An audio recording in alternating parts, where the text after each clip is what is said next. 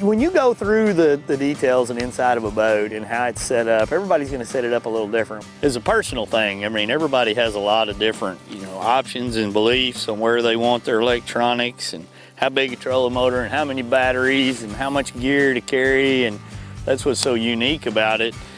And when you start getting into figuring that out, you just make it as efficient as you can for you. And as I look at the front deck of this boat, it's designed exactly how I like things. My electronics are set up in a manner here that it's nice and clean. All the different cables from transducers and everything come out of there neat to where you don't have to worry about tangling them up or hitting them or nicking them, because today's transducers are not cheap.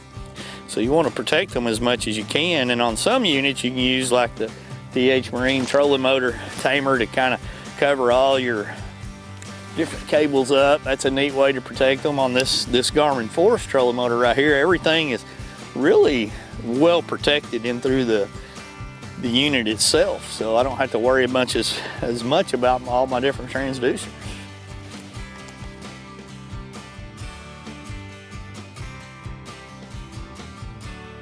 Come here, fish. Little bitty guy.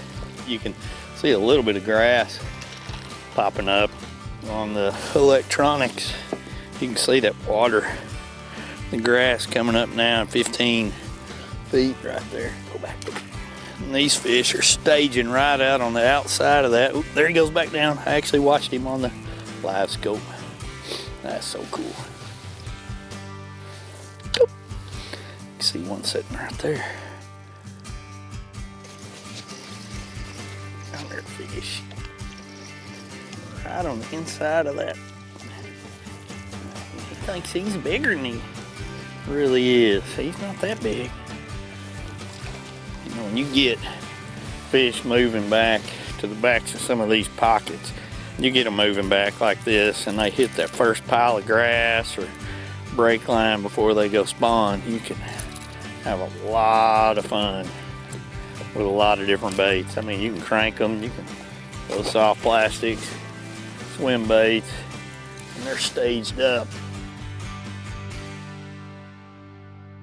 And when you pick a day to go fishing, a lot of times, it's pretty common, that people want to run out when you have a bluebird picnic weather day, and I actually think that's the worst decision you can make. I want to go out when we got low pressure and there's a front in the area. Obviously you want to be safe and pay attention to weather, make sure it's not going to deteriorate to put you in a bad situation. But when you find these a little bit colder days in the early spring, where there's clouds and low pressure and maybe a threat of rain, it just seems like to me the fish bite. They're aggressive, and you can catch them on a variety of baits when you get in that, and that's why I got so many baits in that rod locker right there.